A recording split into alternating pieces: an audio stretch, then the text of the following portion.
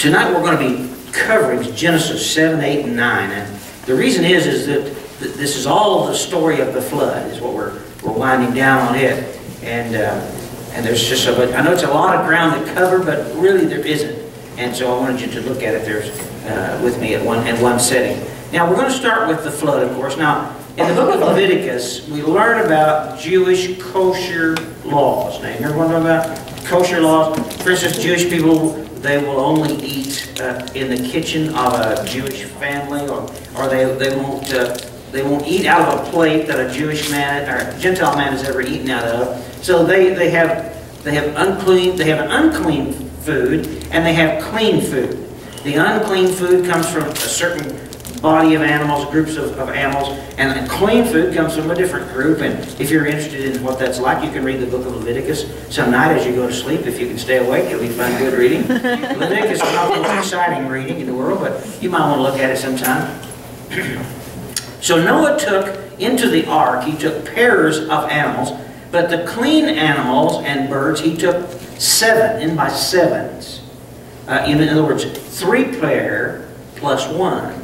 And everybody's going to be sitting there wondering why he took in an extra 1. Well, I'm glad you're thinking, because we'll figure that out a little bit later. Let's read verse 7, or chapter 7. Then the Lord said to Noah, "Come into the ark, and you and all your household, because I have seen that you are righteous before me in this generation.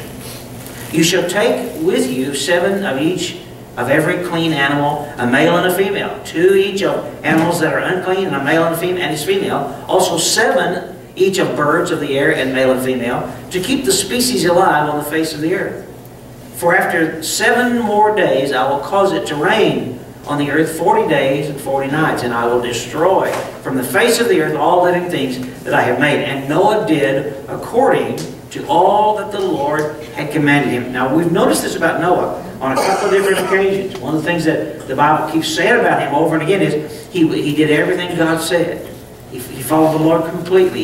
He was perfect in his generations, in his day. I'm not going to get into all that, but he was a man that he wasn't perfect. In other words, never have been any perfect people. But Noah was an exceptional man in his generation. He stood head and shoulders above all the rest. Now Noah was no baby when the flood came. He was no baby. I mean, he was 100 years old. He was 600 years old when the floodwaters were on the earth. He was 600 years old. Now, on the day that Noah turned 600 years old, in the 2d month, in the 17th day of the month, the flood started. It was in his 600th year, the flood began. Verse 7. So Noah and his wife and his sons, with it, his wife and his sons' wives, went into the ark because of the waters of the flood, of clean animals, of animals that are unclean, of birds, and everything that creeps on the earth. 2 by 2, they went into the ark to Noah, male and female, as God had commanded Noah. Now, Noah and his family moved into the ark 7 days before the flood began.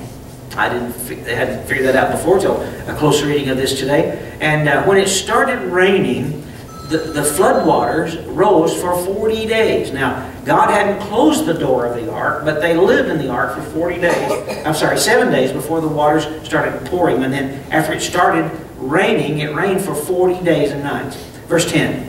And it came to pass after 7 days that the waters of the flood were on the earth. In the 600th year of Noah's life, in the 2nd month, the 17th day of the month, on that day all the fountains of the great deep were broken up, and the windows of heaven were open, and the rain was on the earth 40 days and 40 nights. Now, when everybody got on board the ark, everything that was supposed to be there, just like God wanted, then the Bible tells us that it was God Himself that closed the door. And that's a very important part of the story. And you need to let that sink into your heart, because the Lord shut the door all by Himself. In other words, He took the responsibility for their salvation. Even though Noah played a big role in it, he built the boat. He was obedient. He did everything God said for him to do. But when it came down to the final piece of the puzzle, God closed the door. Let's keep reading verse 13. On the very day Noah and Noah's sons, Shem, Ham, and Japheth, and Noah's wife, and the 3 wives of his sons with him entered the ark, they and every beast after its kind, all cattle after their kind, every creeping thing that creeps on the earth after its kind, and every bird after its kind, every bird of every sort. And they went into the ark to Noah, two by two of all flesh, in which is the breath of life. So those that entered, male and female, of all flesh, went in as God had commanded him, and the Lord shut him in. Now, the waters rose for 40 days. For 40 long days, the waters rose. It rained from above, and the floodwaters of the earth, the aquifers of the planet, opened up, and the waters came up out of the subterranean aquifers, and it rained from up. It came in both ways. There was a flood, opened up both of those areas. Now the ark floated on the flood and was moved about by the currents and the winds. While it was there, it didn't have a sail, it didn't have a rudder. However, we're told that this boat was blown around, and it went in the currents, where the currents took it, where the winds blew it. It went, and it didn't stay in one place. It moved while they were in the ark. And then we're told that everything that needed air to survive died. Let's read verse 17. Now the flood was on the earth 40 days. The waters increased and lifted up the ark, and it rose high above the earth. The waters prevailed and greatly increased on the earth, and the ark moved about on the surface of the waters. And the waters prevailed exceedingly on the earth, and all the high hills under the whole heavens were covered. The waters prevailed 15 cubits upward, and the mountains were covered, and all flesh died that moved on the earth, birds and cattle and beasts, and every creeping thing that creeps on the earth, and every man. All in whose nostrils was the breath of the Spirit of life. All that was on the dry land died. So he destroyed all living things which were on the face of the ground, both man and cattle, creeping thing and bird of the air. They were destroyed from the earth. Only Noah and those who were with him in the ark remained alive. And the waters prevailed on the earth 150 days. Now that's chapter 7. And most of you here grew up in Bible school and Sunday school, and you've heard that story over and over again. You could almost quote it. And so I'm going to just leave it at that and move on to chapter 8. Now I want you to notice here, now it's going to say a strange, this is a literary phrase. It doesn't mean that God had forgotten Noah. It just says God remembered Noah. It's a literary thing to say, and now God's going to think about Noah. Okay, verse 8, or chapter 8. But God remembered Noah and all the wild animals and the livestock that were with him in the ark. And he sent a wind over the earth, and the waters receded. Now the springs of the deep and the floodgates of heaven had been closed, and the rain had stopped falling from the sky, and the water receded steadily from the earth. The ark and everyone on board came to rest on Mount Ararat as the floodwaters receded. That's what we find here. We've all seen the stories of how they're trying to find the ark. Oh, I wish they could find that ark. I tell you, that would just thrill me. I've read every book about it that people said, they thought they saw it from satellites, and they thought they saw it from airplanes flying over it. And every expedition, they just haven't found anything. But boy, I wish they would. That would be such a way to confirm what we all believe. But you know what? Our faith doesn't have to have confirmation. Our faith doesn't have to have confirmation. We can believe it.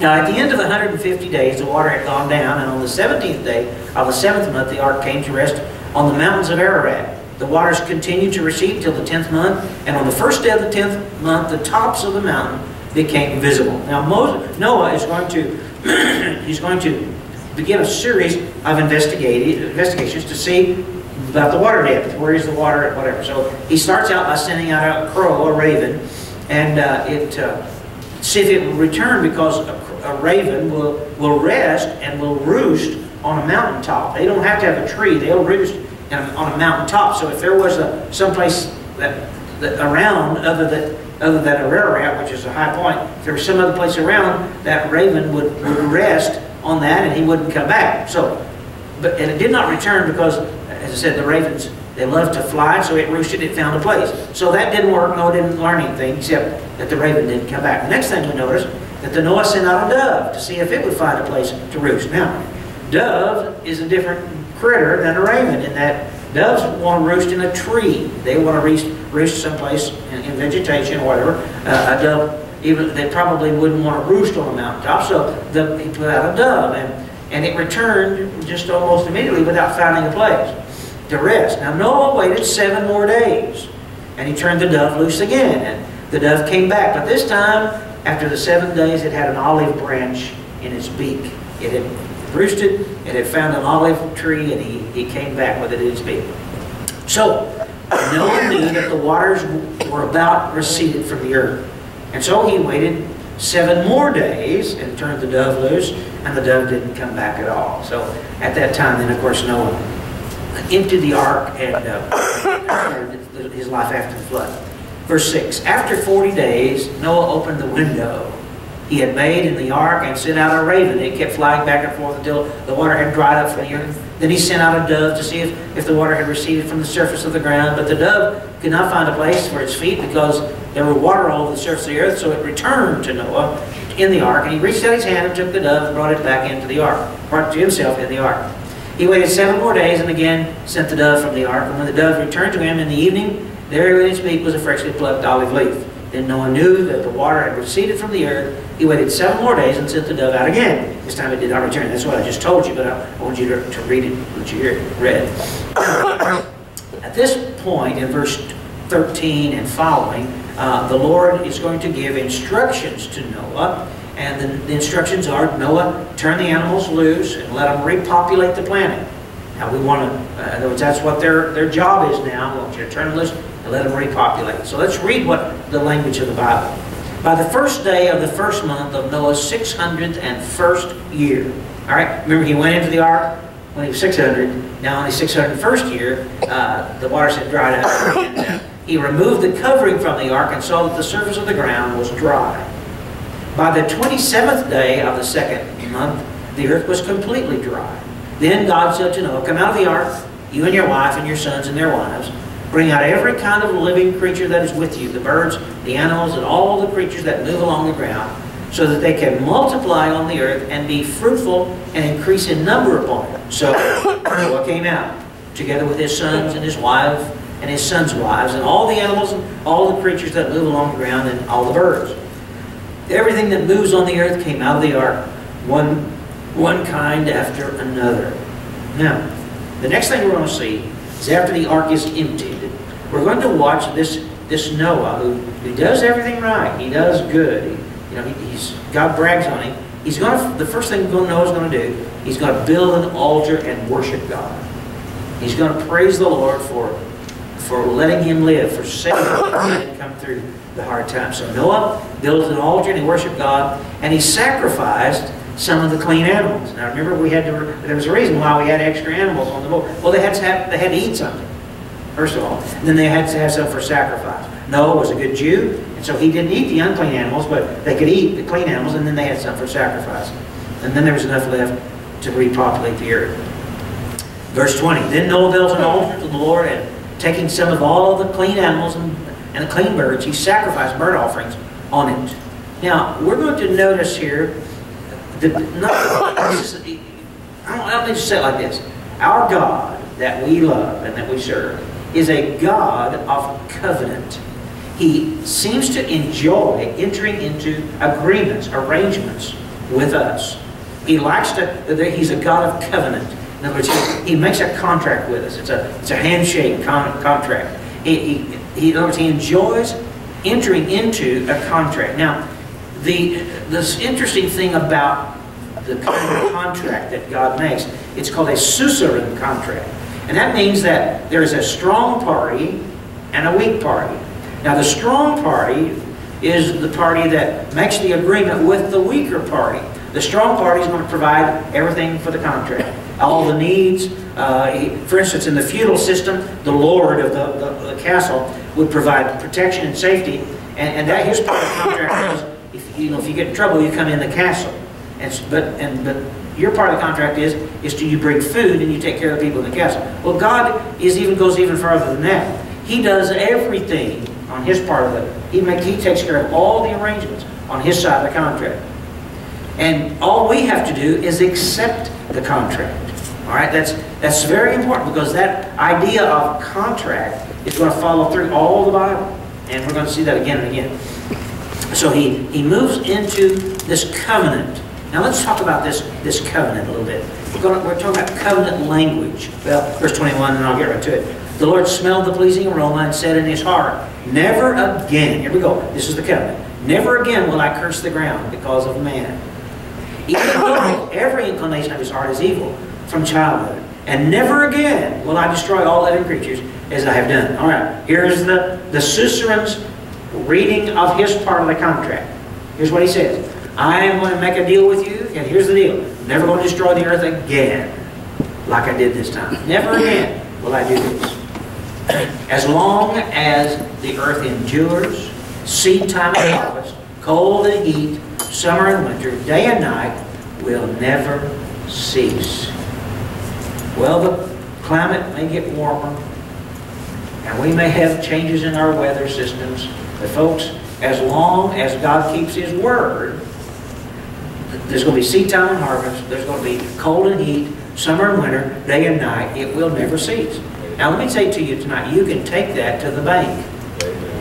You can believe that. And I don't care what anybody tells you about what they're going to change and all this. There's always going to be this seed time, cold and heat, summer and winter, day and night. It will never cease. Now, then God, covenant, has a blessing in the covenant. He has a blessing for Noah. And in this blessing for Noah, He lays out for Noah the things that He wants him to do. This is his responsibility. God's responsibility, He's never going to destroy the earth again like He did by water, etc. Noah's responsibility is this. Let's read it. Then God blessed Noah and his sons, saying to them, be fruitful and increase in number and fill the earth. Stipulation number 1, reproduce. Have children.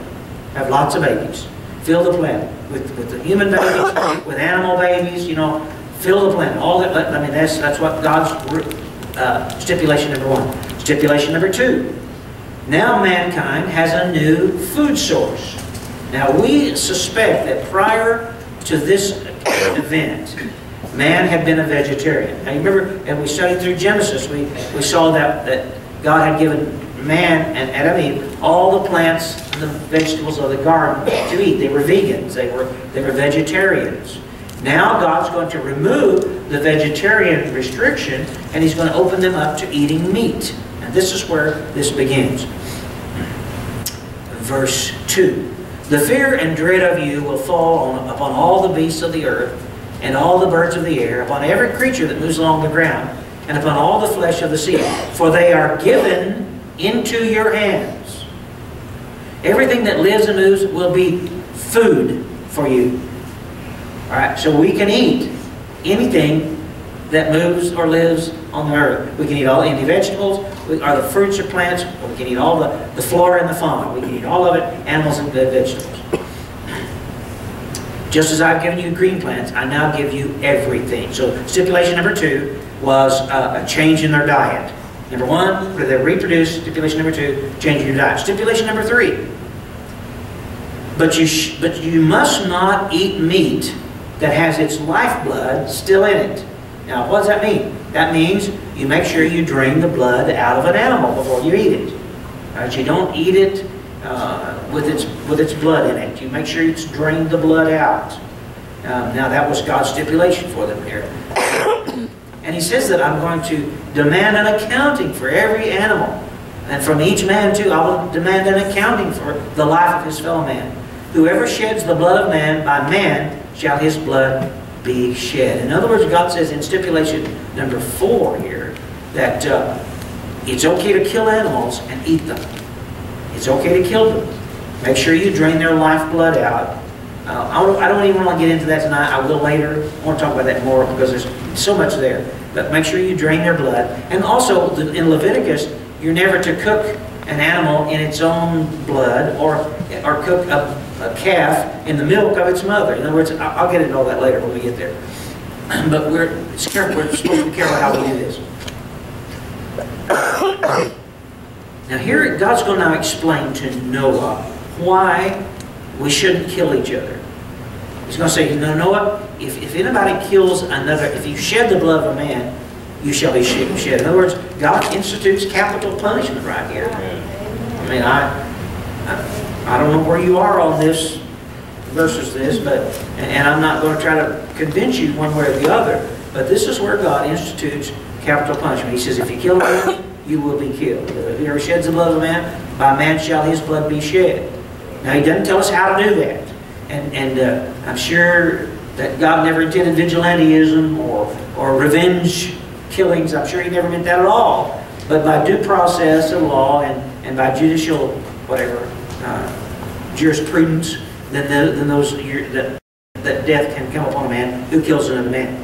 Now God's going to tell Noah why it's so bad for a man to kill a man.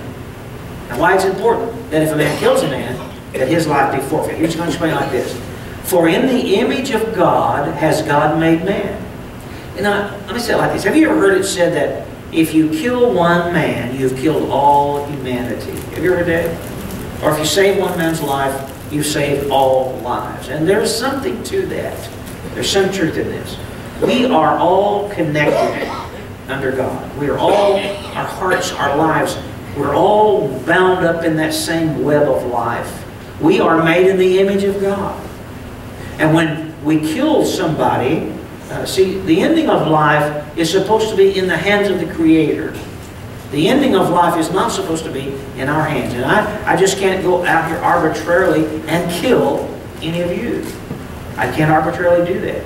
Because God has put a stipulation about that. You can't do that. So we can kill animals and eat them judiciously and carefully, but we can't just kill human beings. So that's stipulation number 4. Because we are made in God's image. As for you, be fruitful and increase in number, multiply on the earth and increase upon it. Stipulation number 5. Now, it's interesting. I hesitate often to teach verse by verse down through the book of Genesis because when I do it, it's confusing. It's confusing because it sounds like we tell the story once and then we tell it again, then we tell the story once, we tell the story again. Why is that? Because Noah, or Moses, who collected all this, he didn't write it, he just collected a lot of stories.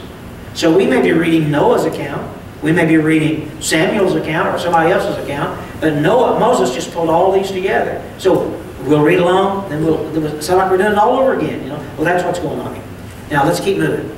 Stipulation number 5. The earth will never be destroyed by water again. Then God said to Noah and to his sons with him, I now establish my covenant with you and with your descendants after you, and with every living creature that was with you, the birds, the livestock, and all the wild animals, all those that came out of the ark with you. Every living creature on earth I establish my covenant with you. Never again will all life be cut off by the waters of a flood. Never again will there be a flood to destroy the earth. So, okay, stipulation number 5. God says, I'm not going to ever do it again by a flood. Now, those of you who read with us through the book of Revelation, you know that there will be an earth destruction coming later, but it won't be water. It won't be water. It'll be by fire this time. By cataclysm and all that, but mostly by fire. You understand that? Now, the sign of the covenant. God always has a covenant sign, some way that you can look at it. You can all remember what it is, and it's like, you put your signature on a piece of contract or whatever. How many of you think you already know what the sign of the Noahic covenant is? What is the sign? Anybody want to guess? Rainbow. The rainbow. This is the rainbow. Did you see that one last week? We were out just after that, and it was literally from ground to horizon to horizon. And there was another one behind it. We could actually see 2. It was the most beautiful rainbow I've seen in a long time. And I said to my family, God's not going to destroy the earth by water again. Now, okay, let's read it. Verse 12. And God said, this is the sign of the covenant I'm making between me and you and every living creature with you, a covenant for all generations to come. I have set my rainbow in the clouds, and it will be a sign of the covenant between me and the earth. Whenever I bring clouds over the earth and the rainbow appears in the clouds, I will remember my covenant between me and you and all living creatures of every kind, and never again will the waters become a flood to destroy all life. Whenever the rainbow appears in the clouds, I will see it and remember an everlasting covenant. And then God said to Noah, this is the sign of the covenant I will establish between me and all the life on the earth. Before the invention of gunpowder, all of the most terrible weapon of mass destruction was the bow and arrow.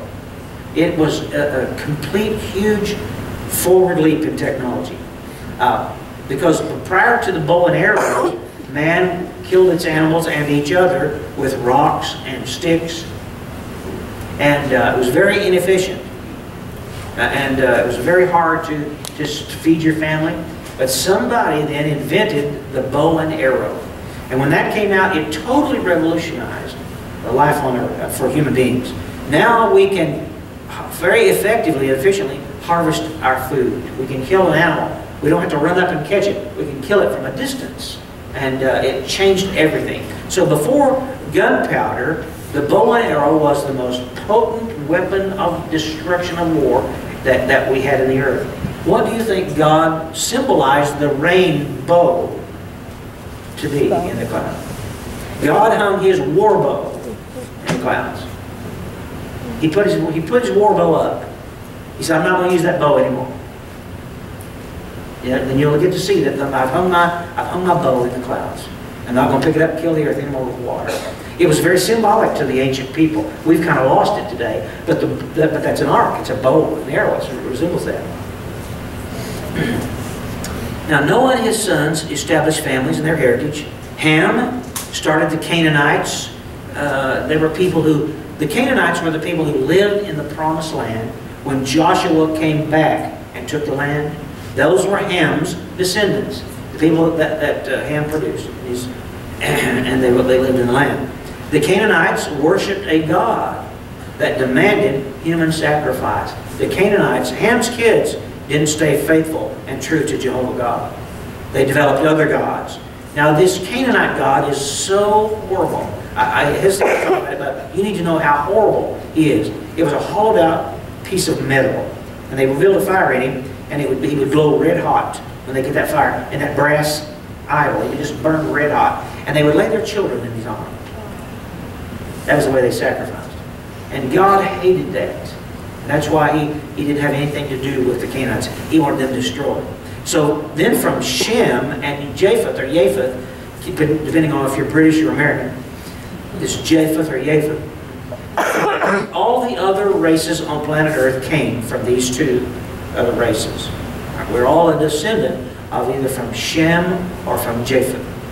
Let's read verse 18. The sons of Noah who came out of the ark were Shem, Ham, and Japheth. Ham was the father of Canaan, and these were the three sons of Noah, and from them came the people who were scattered over the earth. Now let me talk with you just a little bit about Noah, because Noah didn't do very well after the flood. He did real well before the flood. He was a man of faith, and he did exactly what God told him to do, but something changed. I don't know what it is, I can't explain it, but he was a farmer, and he raised grapes, and he turned them into wine. And one time he got drunk on his wine, and he lay in his tent naked for all the world to see. Now you have to remember, in our modern world today, that wouldn't be a huge deal. Okay, I mean we're you know, we are we're a liberal bunch around here. And we're not very modest in our world today, but remember where this is and what's happened to these people in their memory. Adam and Eve were naked in the Garden of Eden. They didn't know it until their eyes were open. So nakedness in this ancient pre-flood day and time, nakedness was a horrible, horrible, terrible thing. You just weren't naked. You kept covered up. You did not reveal, you know, your body. It was you just didn't do that. And so whenever Noah got drunk and he laid naked in his tent, it was much more horrible than it would be today. We wouldn't be so shaken up by that. Now, Ham saw his naked father's body. Ham went in. Where's Noah? He's out there in the tent. So Ham went over there and looked in the tent, and there was Noah, you know, drunk as a skunk, laying there, all exposed to the world. And Ham went, you got to see what the old man's doing. I mean, look what the old man did. He's drunk and he's naked, and Ham went out laughing and told everybody, come see what the old man did. Well, that was not good. Shem and Japheth discreetly covered his naked body with a garment. They took, I don't know what kind of a garment it was, they took it and they put it over their shoulders, back to back, and they backed in to their father, to Noah, and they laid it without seeing him. They laid the garment on him. Now, as I said, in our world today, that doesn't seem like much of a big deal. But to these people in this time, it was a huge deal. Now, so let's keep reading. And I don't want to read that. I've already told you that story. I don't need to do it anymore. Let me just read this part to you. When Noah, verse 24, when Noah awoke from his wine and found out what his youngest son had done to him, that was, he laughed and told everybody, okay? When he saw what he had done to him, he said, cursed be Canaan, the lowest of slaves will he be to his brothers. He also said, blessed be the Lord of the God of Shem. May Canaan be the slave of Shem. May God extend the territory of Japheth. May Japheth live in the tents of Shem, and may Canaan be his slave. In other words, Noah cursed the Canaanite to be their slave. So after Noah lived 350 more years after this time, verse 28. And after the flood, Noah lived 350 years. Altogether, Noah lived 950 years, and then he died. Now I'm ready to preach the sermon. That was the introduction. If you're ready to give up on life, or the people in your life, if you're tired of them, see, some people give up on God ever changing people's lives. Some people want to give up on the people in their lives. They want to give up on it. But no matter how bad it gets, God takes care of His children. No matter how bad it gets, God's going to take care of them. Don't give up on the people. Don't give up on them in your life. I know you may have some children, some grandchildren, you'd like to choke to death with your bare hands. You know what I'm saying? But don't give up on them. What do we learn from this story? Number one, God will not tolerate sin forever. He will not tolerate it forever. The arc of God's forgiveness is long, but when it ends, it's over.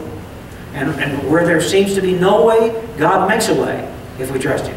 I want to say it again. When there seems to be no way, God makes a way. Just plan on that. God is a God who makes covenants. The rainbow is the symbol of God's rainbow, bow hung in the clouds. But what is our symbol of peace today? It's the cross of Christ. That is our ultimate symbol of God's covenant with us. Now, the best of us, point number 3, the best of us are capable of slipping into the worst of sin. The best of us. So, whenever somebody around you falls into some sin, don't be quick to jump on them. We're all capable of that. We need to pray for them and love them. We're not put here to judge. We're here to love and to help redeem them. And then our influence is passed to many generations who follow us. When Noah got out of the boat, his boys fathered the rest of the planet. All the planet. The people on the planet. Everyone came out of that flood, or we trace our lineage back to their people. So it makes a difference. Your influence matters. Make sure you do a good job. Here's what I want you to know. We live in a covenant relationship with God. He did the work, and we either have to accept it or reject it. Now that's what I need to tell you. He did the work. We accept it or reject it. So don't push God too far, or you might be shut out of the ark of salvation. There is a day coming when the door of the ark closes. Don't wait forever. Don't wait forever.